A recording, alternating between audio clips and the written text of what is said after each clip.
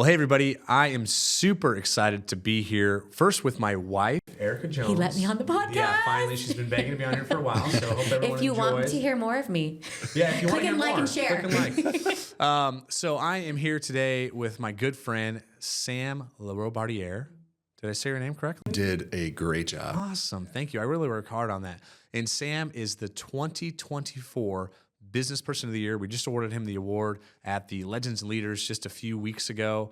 And it's been exciting to see what you've built for Theory Coffee Roasters. And so on today's podcast, we're going to talk about that origin story, about where you got started, talk about the coffee and food scene in Reading, and really where you see Theory going in the future. So I'm really excited about the conversation today. I'm excited to have my wife here. Me too. I won't take over, I promise. Yeah, I was going to say, you'll But see maybe how I it will. feels. And You'll have to I'm a watch. very good listener. I'm a good listener. But I'm excited to have my I have wife. a lot I'm excited to to have share. Sam. And I'm excited to just share the story about what Theory is. So thanks for being here, Sam. Yeah, thanks for having me. It's been a fun 7 years. We just celebrated 7 years at our cafe. It's been a fun 7 years, and there's a lot of stories to tell, so I'm happy to be here. Welcome to the City Builders Podcast, brought to you by the Reading Chamber of Commerce. I'm Todd Jones, President and CEO. In each episode, we bring you insights from local business leaders, tackle important issues, and explore what's shaping the future of Reading. Whether you're a business owner or just interested in our community's growth, this podcast is something for you. Thanks for joining us. This is City Builders. The City Builders Podcast is brought to you by Obsidian IT. Obsidian IT is a Reading-based, employee-owned technology company providing simple, scalable, outsourced IT for your business. Discover how Obsidian cares about IT and give them a call at 530-242-6000 or obsidianit.com.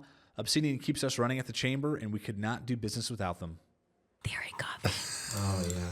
Can I put it right up on the mic? ASMR. Oh, so good. Reading, California. What are we drinking today, Sam? Yeah, what is What's this? the coffee? This is a really cool new relationship that we started with a Guatemalan producer. So this is from Finca Rosma. Ooh. Yeah, and so it's a washed Guatemalan coffee, which is the first coffee I ever roasted. Was a coffee from Guatemala. Nice. And this is from Huehuetenango. I really don't know if I've had a better coffee. We get that a lot, honestly. Like, somebody reached out to us on Instagram the other day. They were like, I travel all over this state for work. And they were like, your coffee is, they said top 5. Yeah. California is a great coffee state. So to be top 5, that's right where we want to be, you know?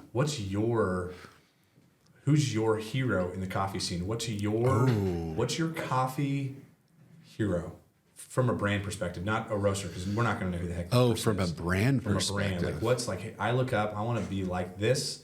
Not just what they've achieved, but the flavor of their coffee. Flavor of their coffee. Who's your heroes from a brand perspective?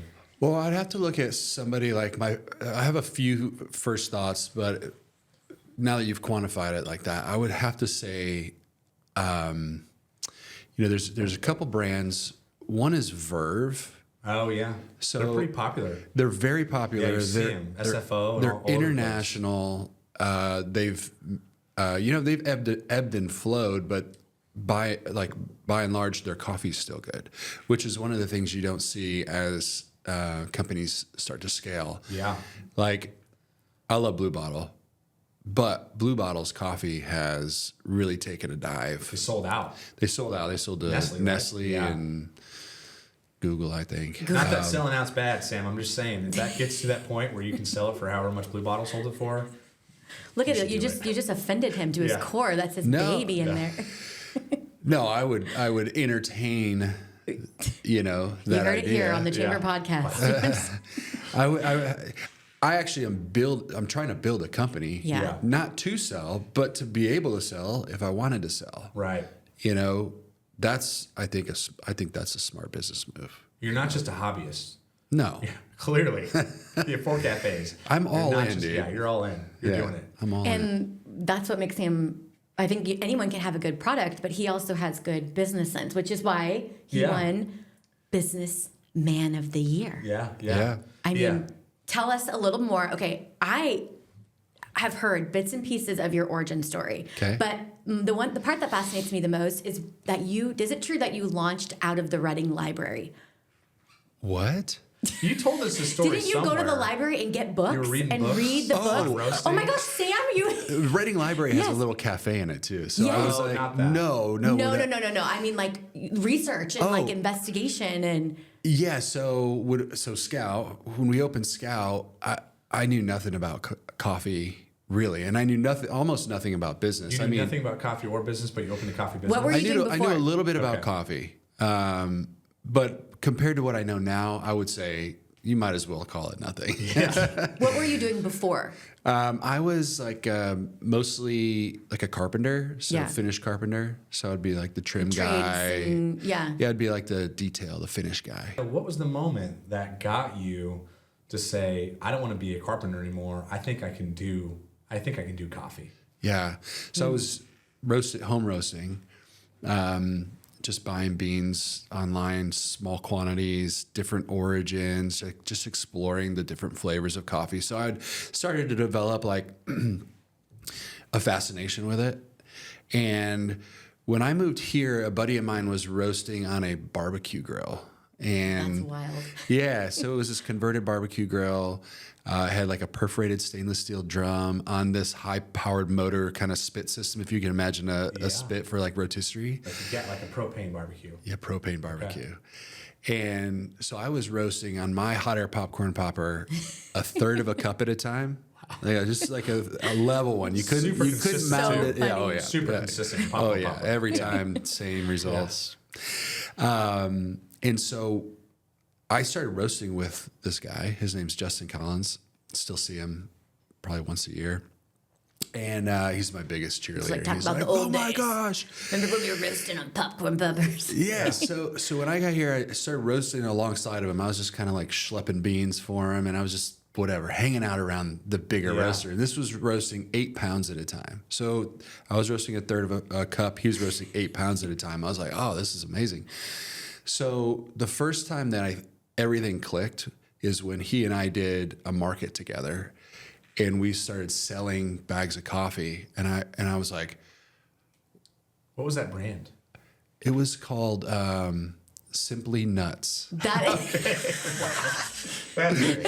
All right, sorry. Continue. Bring it back, Sam. Bring it back. And he's built a little brand, and now it's called the Cocky Roaster, and he's That in is Niagara maybe one of Falls. your anniversaries. You need to bring back like a limited edition Simply Nuts bag. Yeah. With a Z at the bottom at the end. With a Z, right? So when I was with him selling that first bag of coffee that he and I had roasted together, and I saw how happy people were to have a coffee roaster in town and have fresh roasted coffee.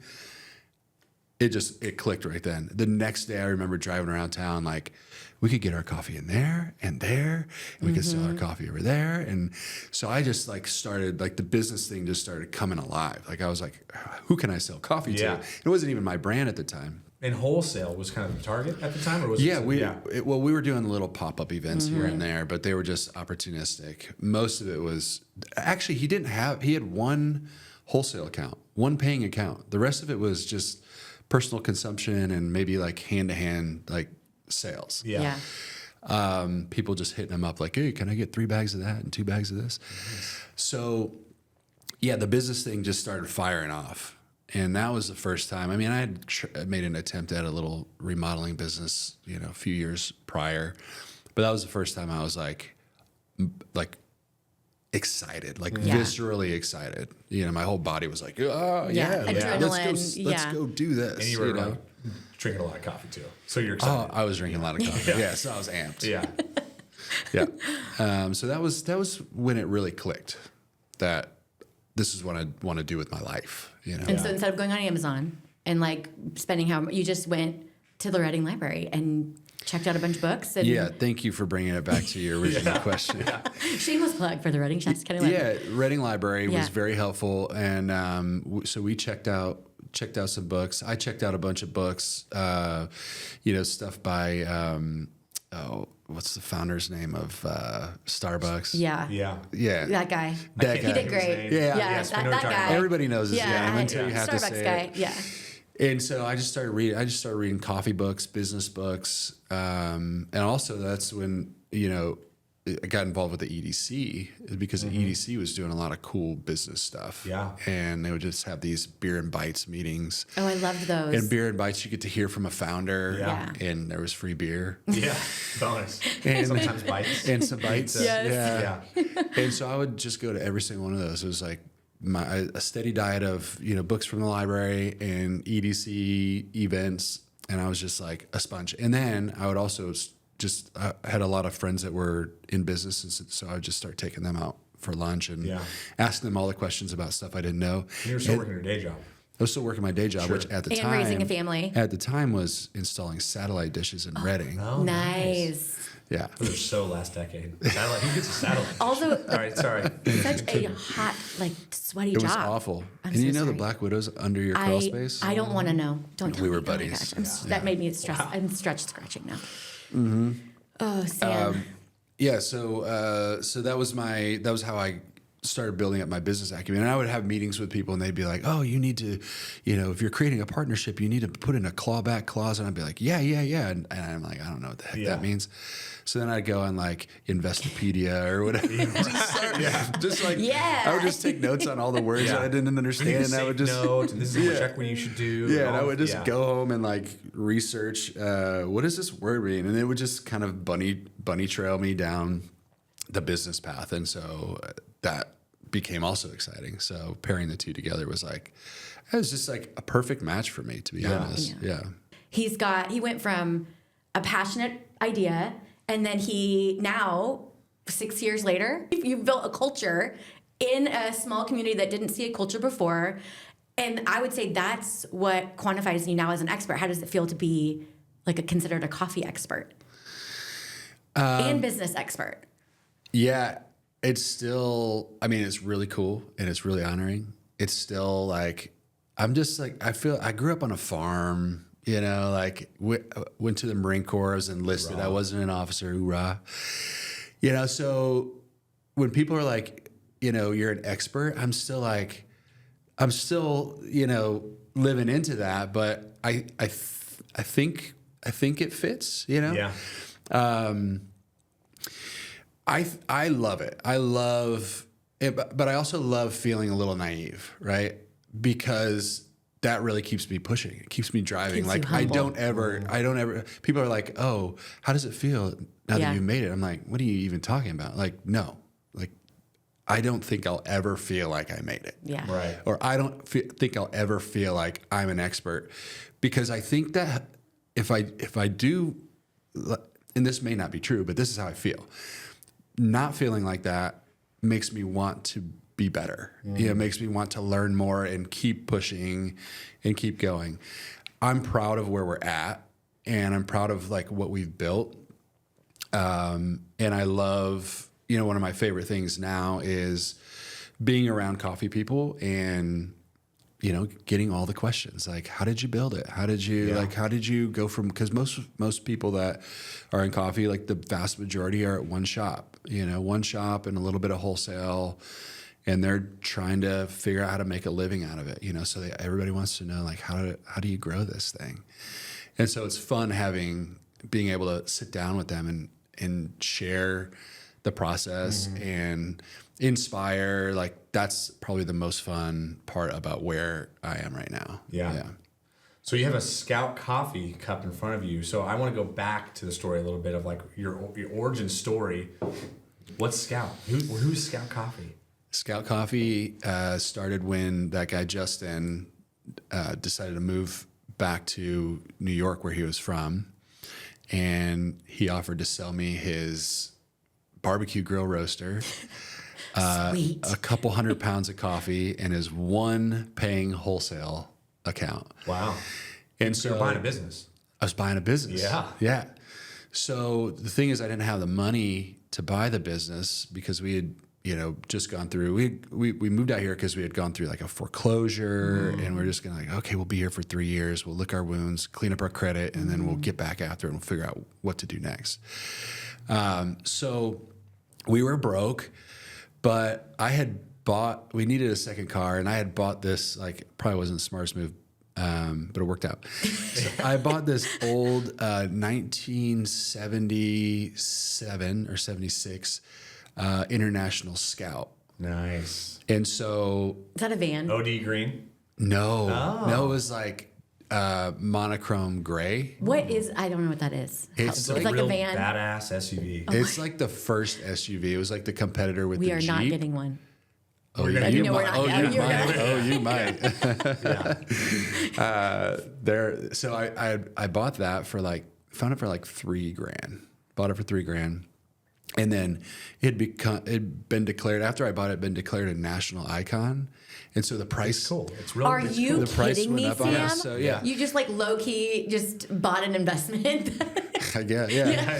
So I didn't know what I was doing. Yeah, I was that's, just like that's that. the best kind of win. Yeah. So so I ended up selling that Scout for more, like twice what I paid for it, and then it gave me the money to start the coffee roasting business. So I bought all of his equipment in his one wholesale account, and then quickly on my Mac built the world's worst sticker for our bags, got an account at the farmer's market in Reading, and just started. What did Rebecca, your wife, say when you took this chunk of money that you got from this car and was like, I'm going to buy a barbecue coffee roaster and one subscription? What was her response? Becca's grown up. Her dad's a dreamer. Oh, yeah. Right. Her dad's just always got a million ideas.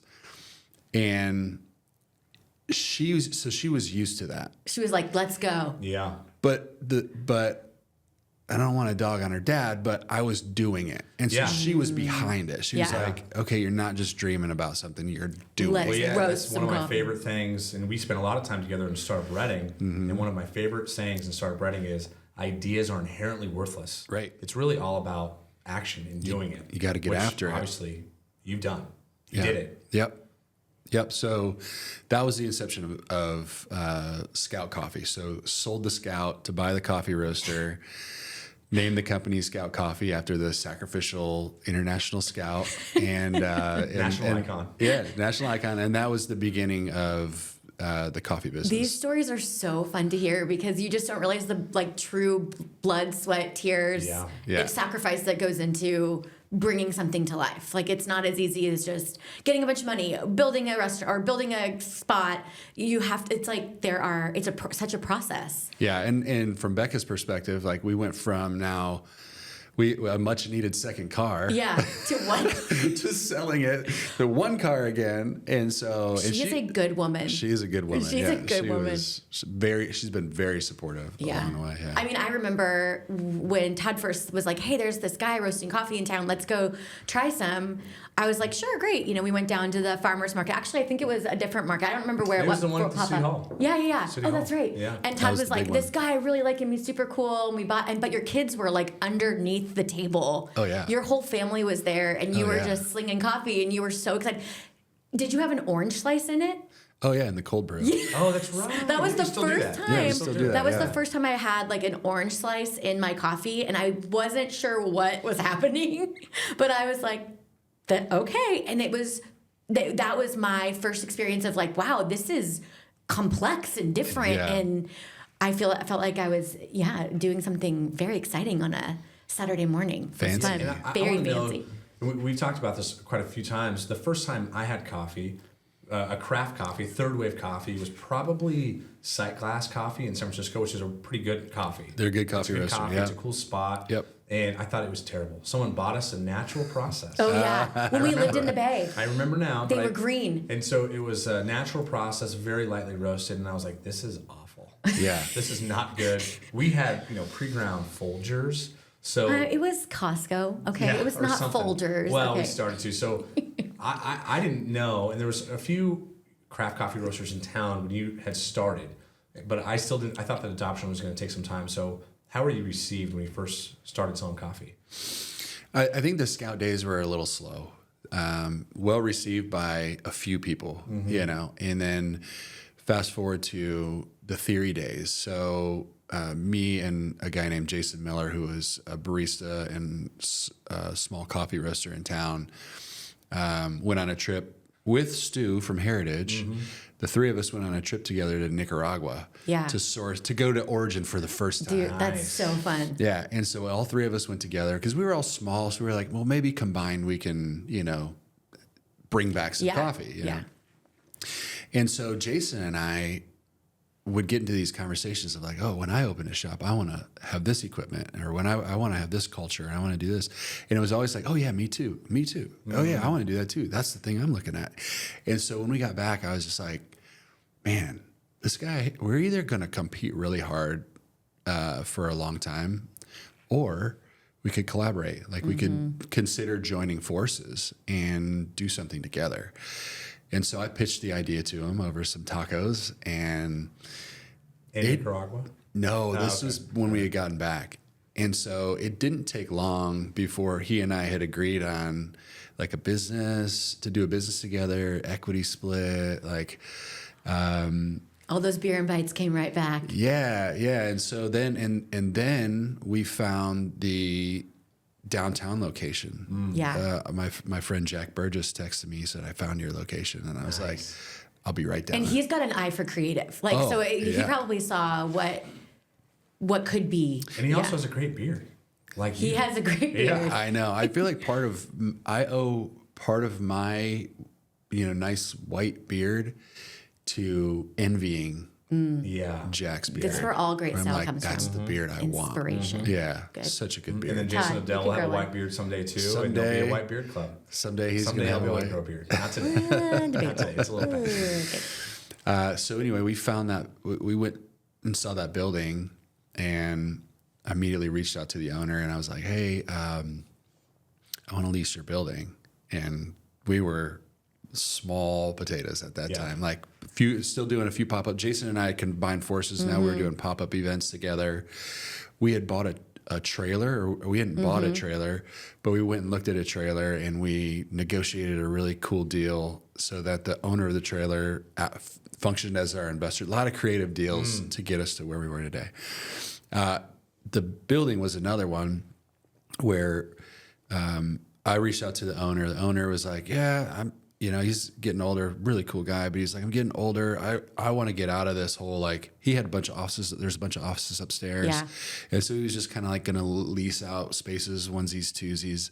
And I was like, I'll take the whole building for 55 cents a square foot. Oh, nice. He was like, it's a great deal. Deal. Wow. Yeah.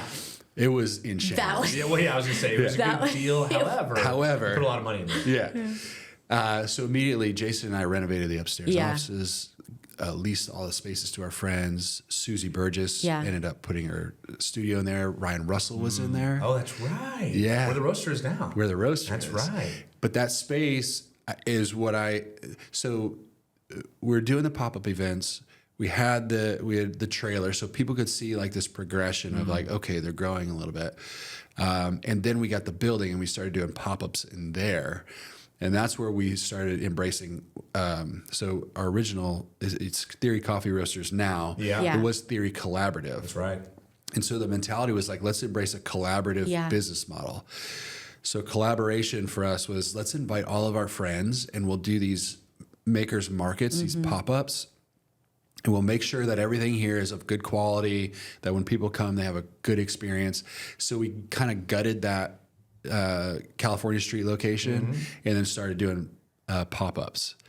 We didn't have furniture, so I reached out to a guy named Mike Maharo. Mike has I remember him. He had like a cool modern industrial stuff. Isn't he kind of like a picker? Like he's he goes a picker. in. Yes, that's what it is. And he had a warehouse in like Anderson or Cottonwood. He has like neon signs. I was like, dude, why don't you bring your stuff up to California Street? We'll put price tags on everything. Yeah. But now we have furniture and decor. Perfect. And we'll sell it, and we'll take a little, paying for it. A little margin. You're getting cool stuff. Right. And so, and then people had their little motorcycles in there, their cafe racers. That's funny.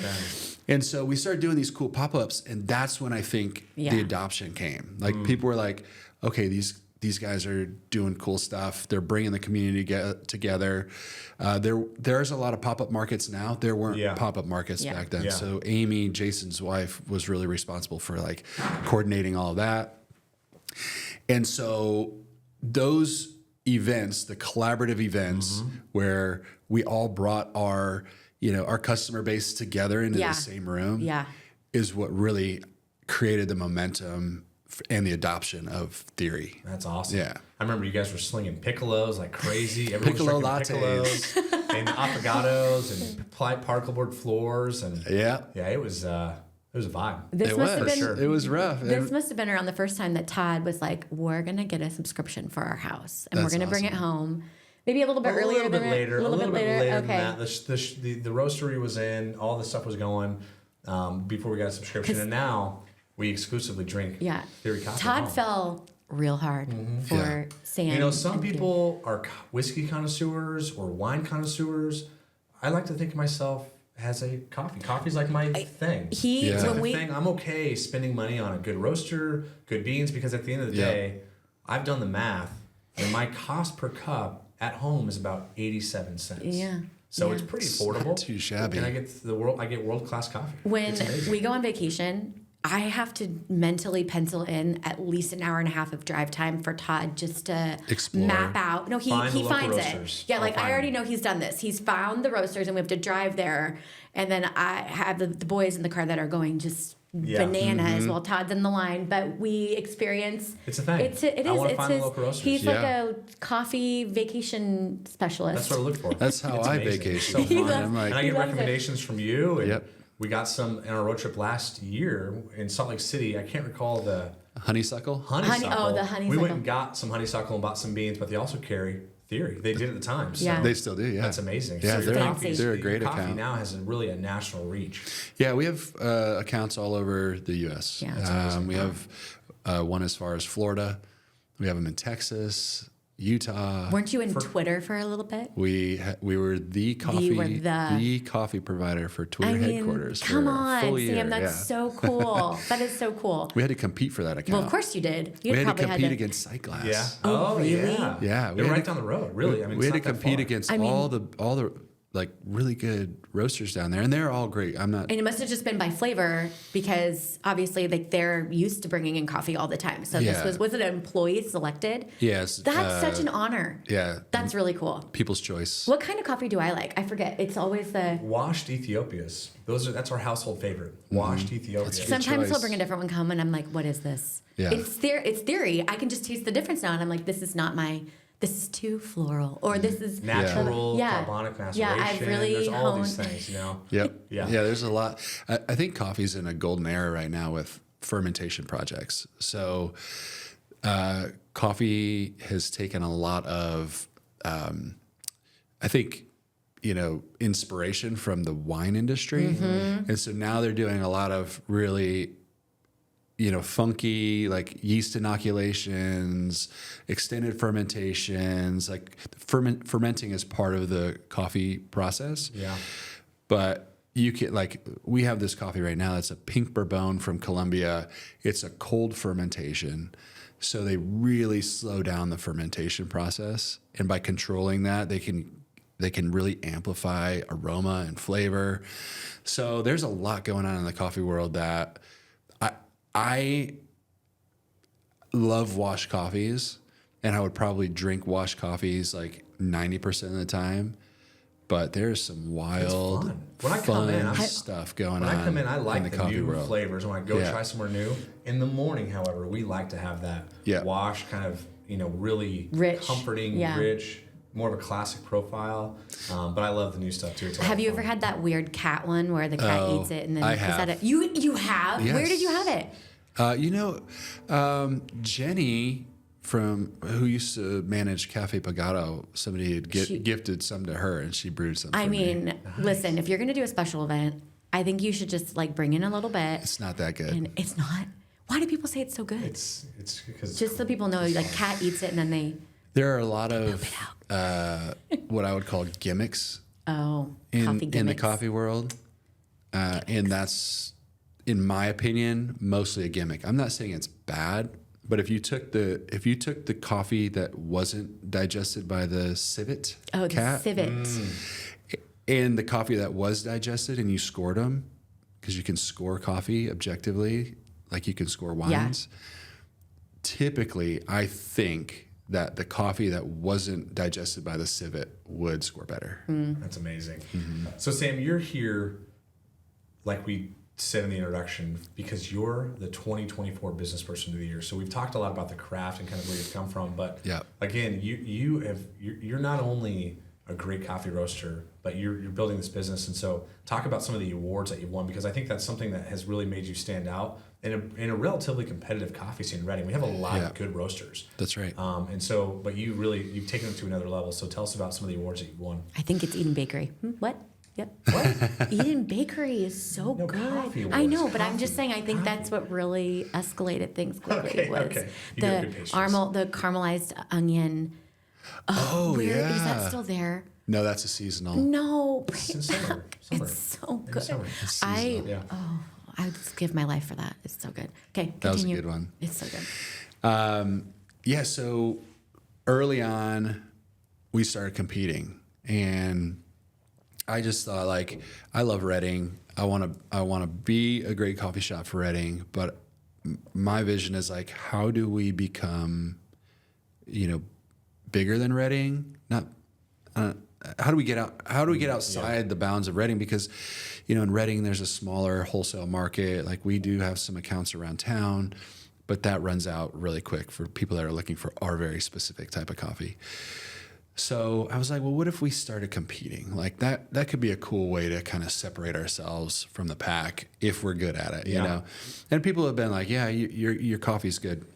But I always had this like vision of the guy or the girl that goes into the American Idol audition, and their families told them that they're You're like so a great good. singer all the time, and they're just like great. squawky, and like it's just like, oh, this is painful. I mean, that's a very quick way to determine whether or not your product is actually good. Yeah, exactly. To invite non-connected people to unbiased people. Ooh, that was brave. And to put yourself in the middle of other people that are competing, because the people that are competing, they're hungry. Yeah, like they're not messing around. They want to do their best. Like barbecue competitions. Exactly. They are like.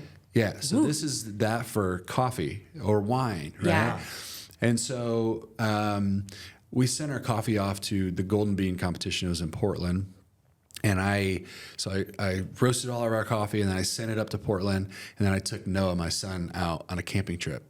And I started getting texts like, hey, congratulations.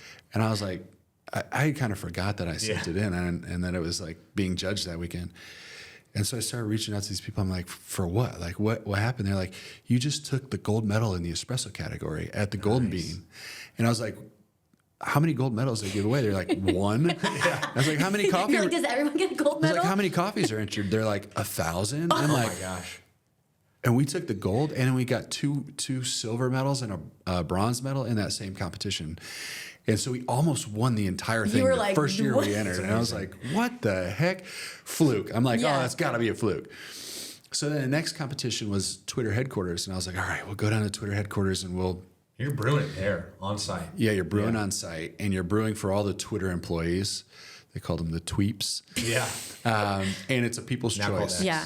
And so like Phil's was down there, we were down there, Sight Glass, Andy Town, St. Frank, all these like really cool roasters from down there, Chromatic, and then my buddy from Tahoe, Drink Coffee, Do Stuff. They were there. They were the only other outsiders.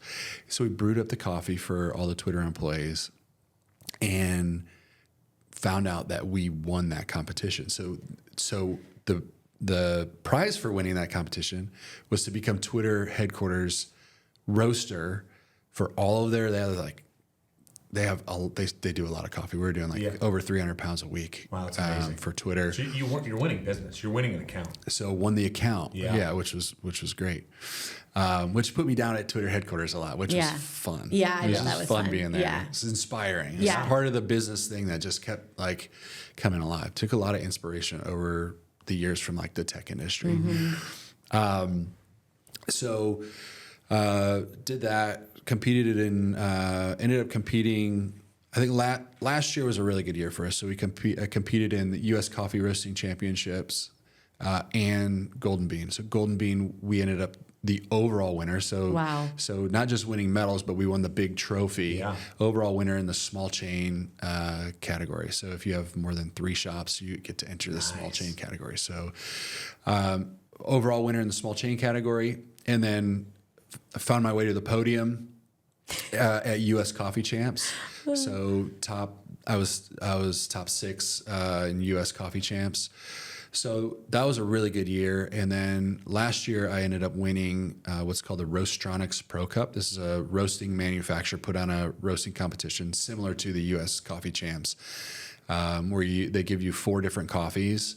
They give all the roasters, 20 roasters that competed, they give you all the same coffees, and then you have to figure out how to roast and blend those coffees to make to match them, the best overall product. Wow. You're having the same manufacturer. You have the same. Everyone has the same beans. Even playing field. Same access to the same beans. Everybody's roasting on the same equipment. You have the same allotted time. All of that. So it's very even playing field. And a lot of the roasters that enter that are U.S. Coffee Champs competitors and podium people. The passionate few who are in it for the craft. Yeah. It's just, Sam, your story is so wild. And I think about you underneath people's houses with Black Widows, and then roasting your beans on your popcorn maker, and then being inspired by your buddy who was doing barbecue roasting, and then going to the library, sitting in with just other people doing business, to like opening your first shop and throwing everything you had, then opening more shops, then winning awards, really not by any, like, you weren't like, I'm going to go win this award. You were like, I'll just do the best I can, make the best coffee that I possibly can.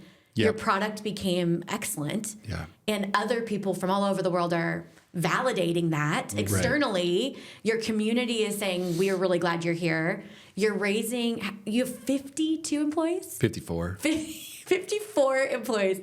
How is it working with like the coffee people? I mean, the people that want to work in coffee shops, what are they like?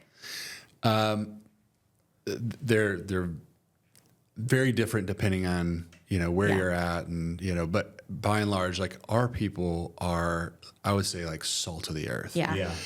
And I think that's one of the things that we've gotten known for, because for me, it wasn't like, oh, let's just do great coffee.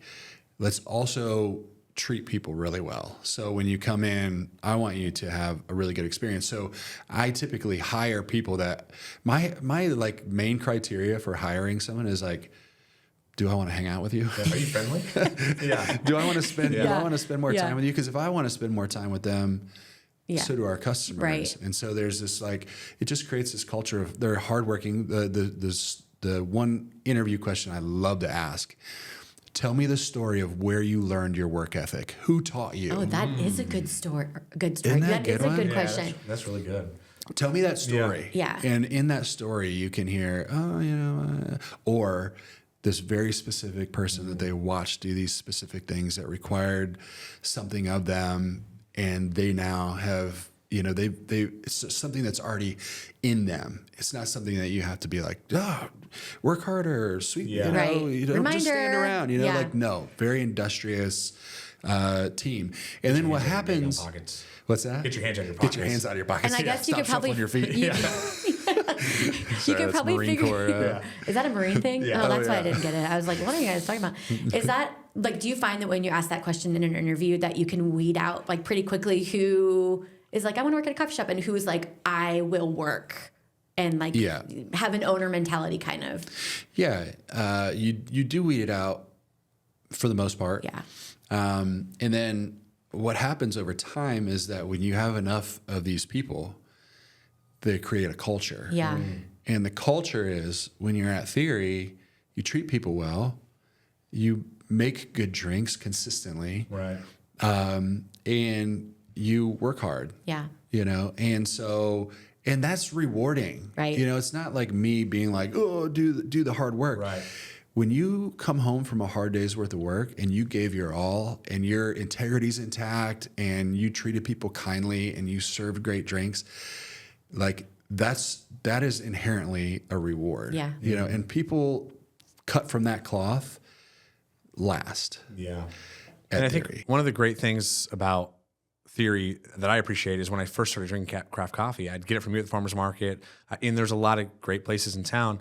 And then I would go out of town to another craft coffee roaster, and I felt like I was an idiot, because I'm like, oh, tell me about the coffee. And I didn't know all these wash and natural and origins and all these things. And, I would ask for a cup of coffee, and I would feel like I was inferior to these like coffee snobs, which I am now a proud coffee snob. But at the time I was like, gosh, just like, be friendly. And I'm in theory all the time for meetings, and I hear people come in from out of town or they've never been to the shop before, and the employees are nice, are very nice to them and like, hey, let's explain it to you. Let me be friendly. You want a mocha or you want like a twizzle twirl or whatever the heck it is. They're going to kind of walk you through that, and and then they're going to help you find something that you're going to like. But you're not going to have all these like 5,000 syrup flavors and all these things. No, we get a pretty limited menu and limited sizes. I think it's it's kind of the way the specialty coffee industry works. Yeah. But yeah, I've felt that too. Like I remember when I didn't know what a macchiato was. I ordered it because it sounded cool. A macchiato. And I was like, oh, this is really small. Like I was used to drinking like big milky drinks or like cream and sugar. Did you give it like a teeny tiny little thing? Yeah. And it was like what did you do? It was did you go? espresso with a stain of milk, and I was like, but I remember feeling that novice, like, I don't know what any of these things mean. Like, what's the difference between a cappuccino and a latte? Well, I think cappuccino has foam, but I don't know what I don't know what the difference is. cinnamon? And so I try and remind our employees of that as well. Like, That's good. remember when you didn't know anything? Like, why would you treat somebody like an idiot that's essentially paying your bills? Right. Like, oh, I'm sorry. Yeah. Oh, you want a tip now? And you turn that tip screen around. That is the most intimidating tips. Not yours, just in general. That tip screen gets me every time. You freeze up. So what you have with the specialty world is you have things that alienate. So you brought up the caramelized onion croissant. Yeah, people hate that. Love or hate. Oh my gosh, stop it right now. It's love or hate. Are you serious? So you have to. I need a list of all those people immediately. So you have to kind of take the feedback. There's two things. Like some people, you have to look at data. Really, it's like if you get an alienating drink, that becomes the barista's responsibility to let people know, like, hey, if you ginger beer espresso, that's another one. Ginger, I love it. them. Some That's people my are like, favorite summer what drink. are you doing? But and as I'm a like, businessman- it's probably like we created that drink. I love that drink. It's love it. maybe one of my favorite drinks. Yeah. But there are a lot of people that'll be like, I don't like that. It's very sharp. Yes. Yeah. Is kind of the best It's way. spicy. Whatever. Yeah. So I don't think we've had like a just utter failure. Yeah. I will say, like, when we look at our seasonal menu, when we're like, let's say it's spring and we're going to launch a new seasonal menu, we will look back through drinks and be like, hey, what sold really well? Yeah. And sometimes we'll bring it back. Yeah. But Maybe timing wasn't right, or- Most, like, I think the drinks we bring back the most are like our Christmas holiday season drinks. You can't Eggnog not latte. have eggnog. yeah. You can't not have pumpkin spice. Yeah. And so the other menu changes, I think we don't recycle a lot. So when we are looking to create those drinks, we will look back at the history and be like, was there a banger that we want to bring back? But I will tell you, almost nothing competes with the vanilla latte. I know. So- That's my go-to. Vanilla is so good. Yeah. too. And it's interesting to me to think back over the iterations of theory. Yeah. Just like when you started, you had beer and wine. Oh man, we had chili full on Fridays, food, all this wings stuff. and brisket. Oh, I forgot about that. We Yeah, had, all kinds of stuff. Rubens once. Yeah. And then you're like, hey, this doesn't The work. breakfast We're burrito, gonna Todd move- still we're gonna wants move that on. breakfast We're burrito. gonna He move on loves- from this, and we're gonna take this Yeah. out, and you're just refining it and using data, obviously, right, to say, hey, this works, this doesn't, this costs too much money, this isn't gonna work for us. Let's focus on really good coffee, and now you have really good pastries. Yep. And let's just do what we do best. I mean, I think that's what makes it work for you guys, and you look at other big companies too. They're not trying to be everything to everyone. Yeah. Because you can't do it. You're not going to win. So Yep. just focus on what you can win at, coffee and pastries, and do the best you can there. Where do you see theory in the future? Where's theory going? Theory. So we built 4 cafes and a bakery in just over 5 years, which is a heavy push. So we're taking a pause currently in shop growth. Like we're not opening any cafes at the moment, to focus on infrastructure, and make sure that the business is operating well at the scale that it's at before we move forward with any other cafes. What we are pushing on is our wholesale footprint. So we're trying to, with all the awards that we've won, go to cafes that don't roast their own coffee and, introduce them to our coffee and, continue to scale up that side of the business. So I look at that as a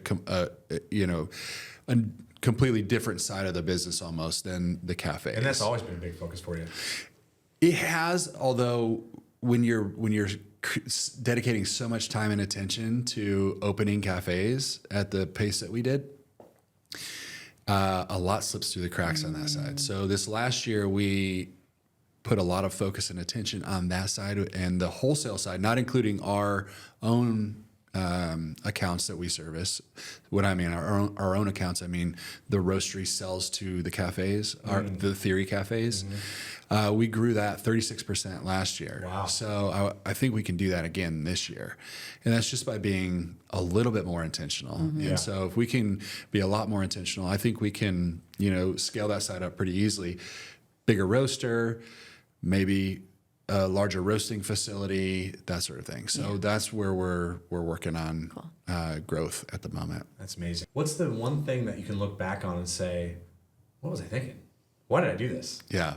I think, honestly, trying to be more than, a really great coffee shop, probably the biggest failure. Yeah. We had beer, we had wine, we had brisket at one point. Like, Were you like a nightclub for like a hot second, like an after hours? We've had some pop-ups. Those are actually cool. Those I are like fun. Those are fun. Yeah. Yeah, you're open till like 9 p.m. We were open late. Yeah. Yeah. And, we're just, we were trying to be an all-day cafe. Right. And it was too much. We were doing too much. So, but, scale it back and just be a really great coffee shop. Yeah. That's what people actually wanted. Yeah. So it took us a while to get back there, but yeah. You've been in the Reading area for more than 10 years now, Yeah. so you're local now. Yep. Not quite as local as my wife, No. Ericka, third generation, but you're Hey, local. Where do you see the Reading area in 10 years? I like what I see in Reading right now because when we moved here, I felt like there was a bit of like my term for it was like food desert. There's food here, but for a foodie, it's like where do we go? I like what I see with the public market. Yeah. I like what I see with Pipeline next door to us. Odell's. There's so many, Cinders. There's so many little businesses that are elevating the food quality and creating a new expectation around what that looks like. And I think that's really important for the future of Reading. Sure. Because I listened to your podcast with Prestige. How do we get more doctors and that sort of thing in town? It's not just doctors, but it's people of that similar caliber that are creating industry, that are providing key roles in Reading, fulfilling skilled jobs that we need these people to be here.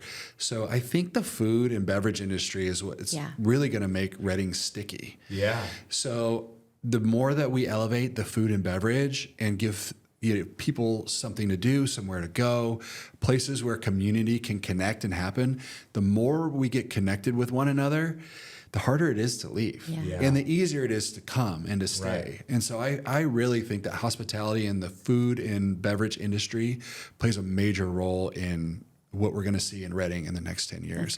And I'm optimistic, really optimistic. That's a really good point. That's really cool. People come to Reading for a lot of different reasons. We know some of them, but I think people always stay for the people and the community that's built, and someone like yourself to actually pour in, start a new business, and really elevate an industry has been amazing. So thanks for what you're doing in the Reading area.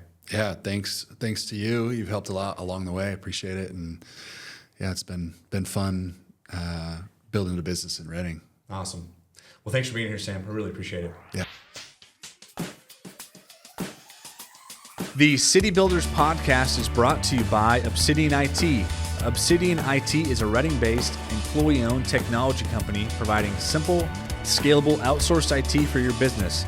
Discover how Obsidian cares about IT and give them a call at 530-242-6000 or obsidianit.com.